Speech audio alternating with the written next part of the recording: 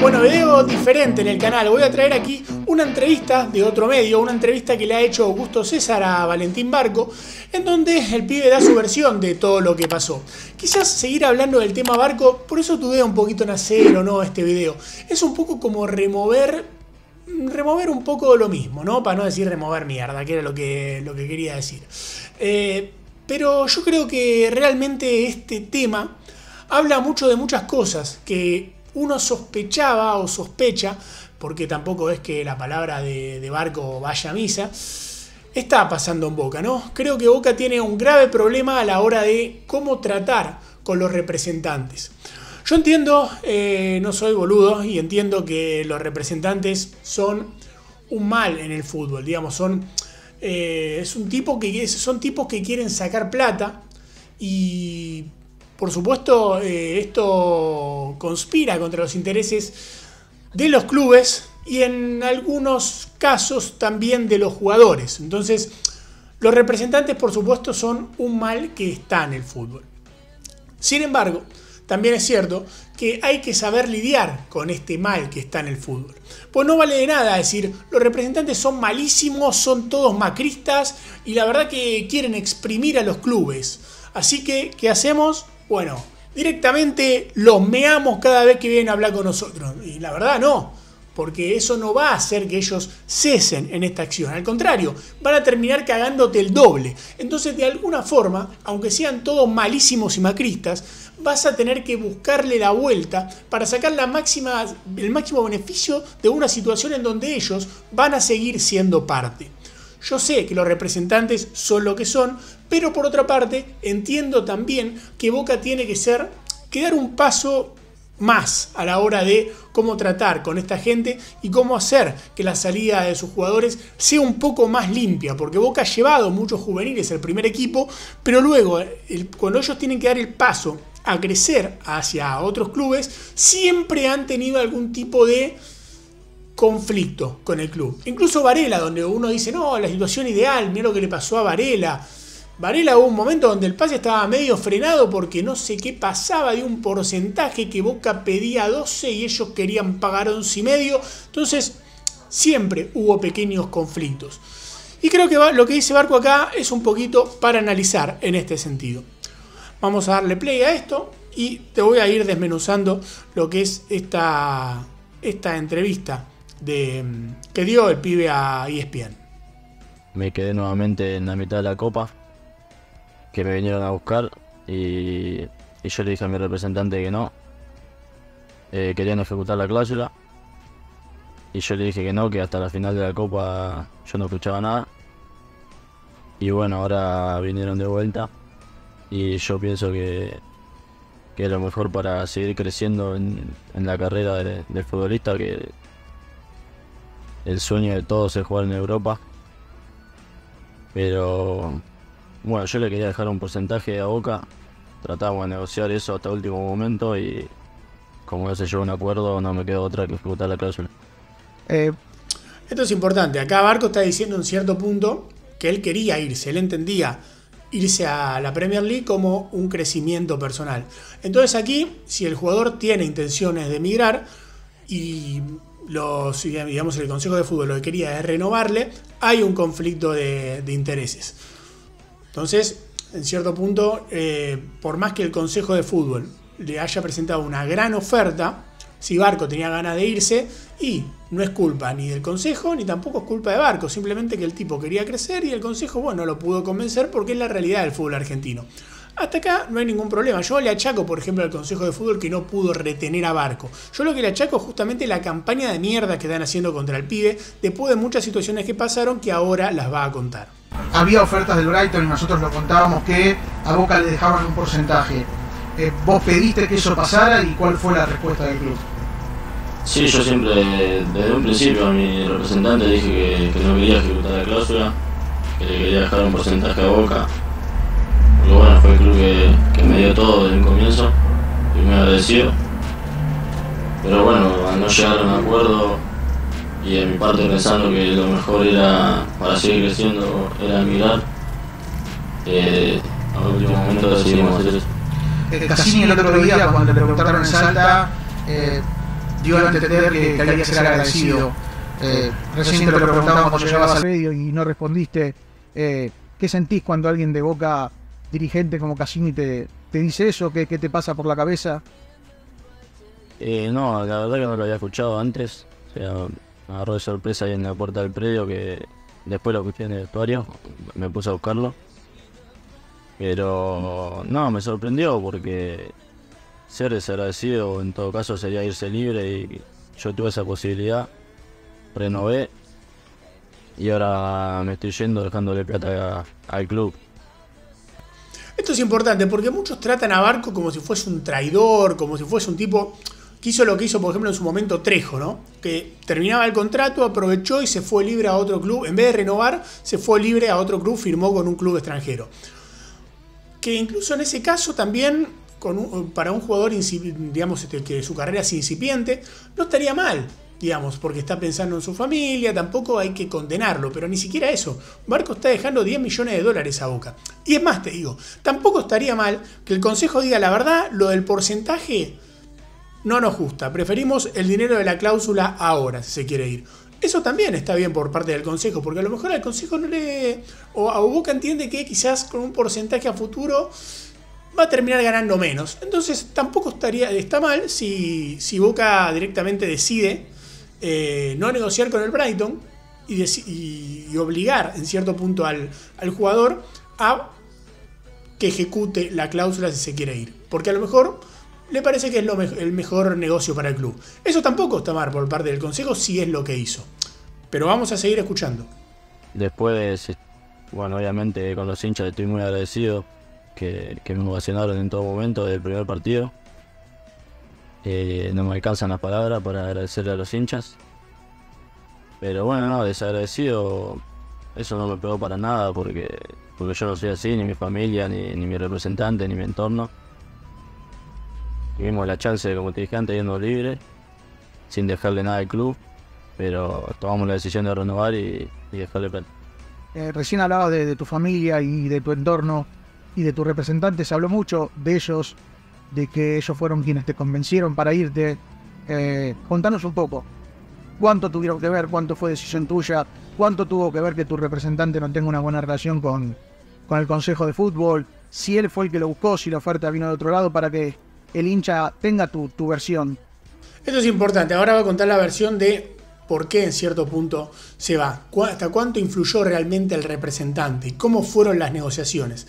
Esto que dice Barco ahora sí que es nuevo. Antes habló de que estuvo a punto de irse libre. Es cierto que Barco en un momento estaba por irse libre cuando él prácticamente era un jugador de reserva o incluso lo habían bajado a la cuarta, después lo va a contar bien.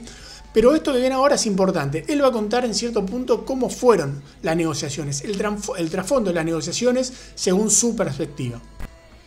Bueno, primero voy a hablar de la renovación de ahora, que se juntaron con mi representante y con mi papá, conmigo no. Y bueno, tuvieron tiempo también como para presentar una oferta formal. Pensé que me la iban a presentar en esa reunión. Dijeron que la tenía que presentar yo.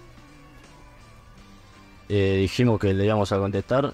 Los llamamos durante 3 días seguidos, no contestaron el teléfono. La verdad que había estado sorprendido. Porque a ver si tenés interés, el teléfono por lo menos lo contestás. Pero bueno, después la oferta llega de club a club. O sea, la oferta a Boca, no es que mi representante la lleva.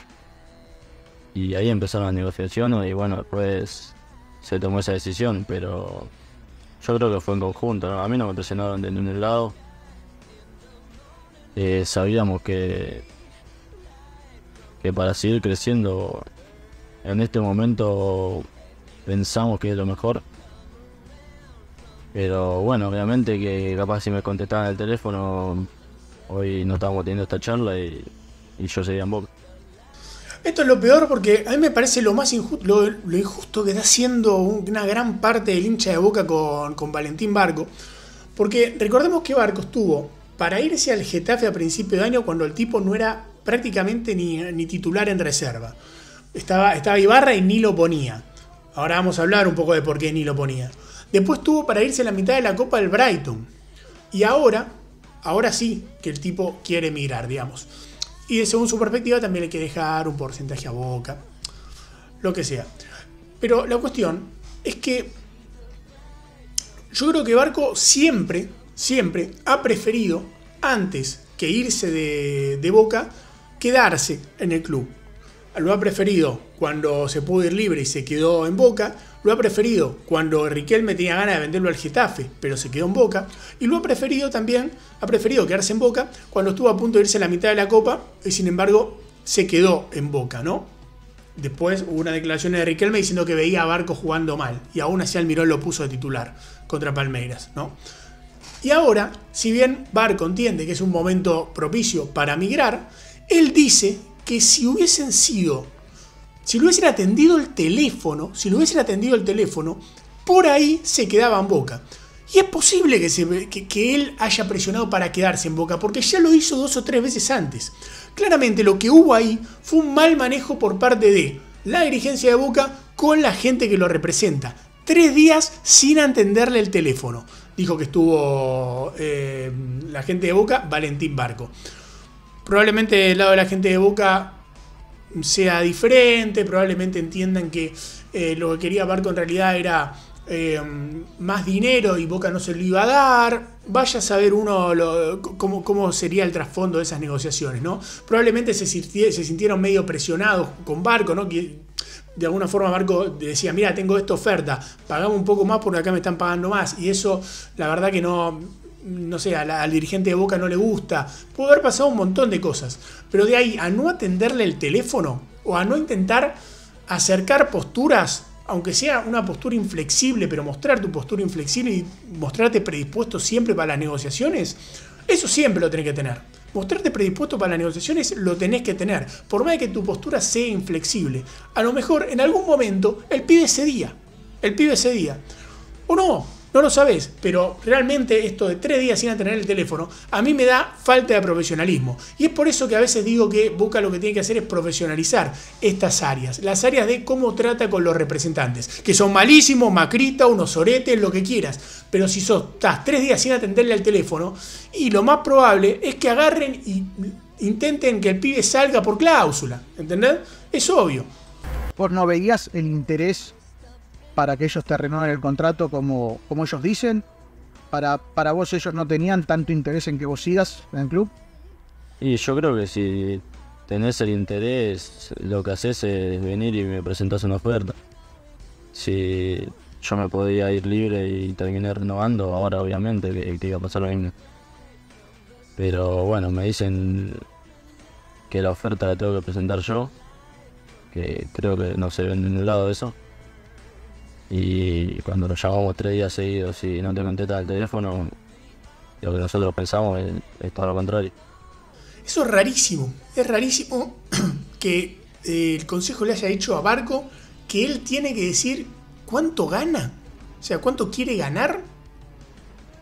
Una cosa realmente muy rara, y encima que después no la tiene en el teléfono. Es como que si realmente esto pasó, la falta de profesionalismo es terrible. Se habla mucho de tu cláusula baja, de por qué 10 millones y que vos pediste esa cláusula para renovar. ¿Fue así? ¿Lo pediste vos para renovar? Bueno, esto capaz la gente no lo sabe, pero yo cuando renuevo ese contrato no estaba ni siquiera jugando en reserva. Me habían bajado a cuarta. Jugaba de lateral también. Y bueno, decimos para la cláusula de 10 millones de dólares, que para estar en la posición donde yo estaba en ese momento en el club era muchísima plata. Nadie se tiene imaginar capaz que iba a tener todo el boom ese que tuve, ¿no? Pero a ver, yo jugaba igual ahí que como juego ahora, no es que de un día para otro cambié. Y por ese motivo tengo la cláusula baja, que para su momento era altísima. Después de que empecé a jugar, capaz que piensan distinto. Pero como te dije antes, yo renové cuando no jugaba ni en reserva. Se habló. Acá hay un montón de cosas para hablar. Porque el tipo dice, que él firmó el contrato de renovación cuando era suplente de Genés. Muchos nos acordamos de eso, que el tipo era suplente de Genés, de haber tenido un gran debut en primera y mostrar grandes condiciones. De repente no podíamos creer que el tipo sea suplente de Genés. Renueva por una cláusula de 10 millones, con una cláusula de 10 millones porque el consejo mismo terminó bajándolo hasta ser suplente de Genés. Yo recuerdo todas esas negociaciones bastante truncas con Barco. Recuerdo que también se hizo circular un rumor de que el pibe no era muy profesional, qué sé yo, qué sé cuánto. Recuerdo que hubo una negociación tirante con el pibe. En el medio de esa negociación, el pibe, de ser la gran proyección de Boca, terminó de repente sin aparecer ni siquiera en reserva, hasta que renovó. Y ahí volvió a aparecer de nuevo. O sea, hubo una decisión dirigencial de bajarle el copete al pibe. Y yo creo que, obviamente, mostrando, digamos, siendo suplente en reserva, claramente vos no podés ponerle una cláusula de 25 millones de dólares si ni siquiera está jugando en su categoría. O sea, la negociación o el contrato que se firmó también responde a las circunstancias en las que estaba Barco, producto de las decisiones deportivas que tomó Boca con él. Eso es importante. Y después también hay una parte muy importante que dice: yo en ese momento hasta jugaba de 3, como diciendo que a él no le gustaba jugar de 3, o parece como que de alguna forma veía esto de jugar de 3 como una forma de hacerlo perder cierto protagonismo. Algo que muchos decíamos: ¿cómo es que este pibe sigue jugando de 3 cuando es claro que es para jugar un poquito más adelante? A lo mejor hasta el hecho de él jugar de 3 era una forma un poco también de taparlo o de limitarlo. Porque fíjate que Almirón, cuando quiso sacar lo mejor de él, lo puso un poco más adelante. Sigamos. Habló mucho de tu relación con Riquelme y con el consejo, de algunas reuniones y demás. ¿Qué nos podés contar? ¿Fue así lo que trascendió? ¿No había una buena relación entre ustedes? ¿O no tiene nada que ver con la decisión que terminaste tomando? No. Esa relación no tiene nada que ver con la decisión. Yo la tomo pensando en lo mejor para mi carrera, para mi familia y para mi futuro. La relación que tenía era normal y no tomé esa decisión pensando en la relación que tenía. En lo futbolístico un poco, Valentín, te dio la chance Almirón, no te la dio nadie de los técnicos que te habían tenido en reserva. ¿Cómo vivías esos momentos donde con Bataglia e Ibarra no jugabas y llega Almirón, alguien de afuera, después de renovar tu contrato y te da la chance y pasaste a ser titular? ¿Cómo vivías todo ese momento donde además dijiste recién que te quedaste para jugar a la Libertadores? Bueno, yo con Jorge siempre tuve y estoy muy agradecido. Se lo decía en todo momento, que si no era por él yo no estaría acá, no hubiera jugado. Porque como te dije antes, cuando estaban Seba y Hugo, yo jugaba de la misma manera. ¿Y por qué no jugabas en primera ahí? Y eso yo no lo sé, pero bueno, por eso estoy muy agradecido con Jorge, que me fue a ver un partido, me subió y me dio esa confianza. Y jugué porque llegó él y me puso. Bueno, esto último es realmente muy preocupante. Muy preocupante. Porque uno puede pensar que Barco, pensando lo mejor posible, puede pensar que, bueno, nada, Barco está diciendo que Almirón vio algo en él que Bataglia e Ibarra no lo vieron. Y entonces, bueno, Almirón lo puso. Barco fue, por escándalo, el mejor jugador de los primeros partidos de Almirón. Recuerdo que en ese partido donde casi quedamos afuera en fase de grupo de la Copa Libertadores, Barco fue, por escándalo, el mejor jugador de Boca. O sea, pero por lejos el mejor jugador de Boca. Y la verdad es que me resulta muy, muy difícil pensar que él simplemente se refiere a una cuestión de confianza o una cuestión de parecer futbolístico por parte de Almirón diferente al de Bataglia e Ibarra.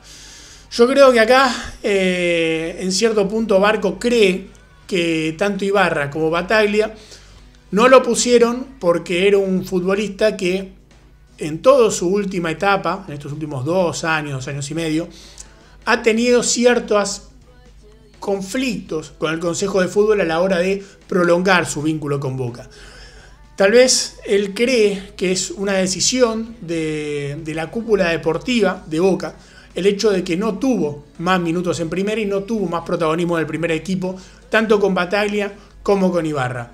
No lo dice así porque claramente decirlo de esa forma es enmierdar un poco a Ibarra y a Battaglia. Esto que muchas veces nosotros hemos dicho de que a Ibarra y a Battaglia le arman el equipo. Por supuesto que no va a Riquelme o Cassini o el que sea, le dice, mira, vos tenés que poner este equipo, ponelo así y hacer estos cambios.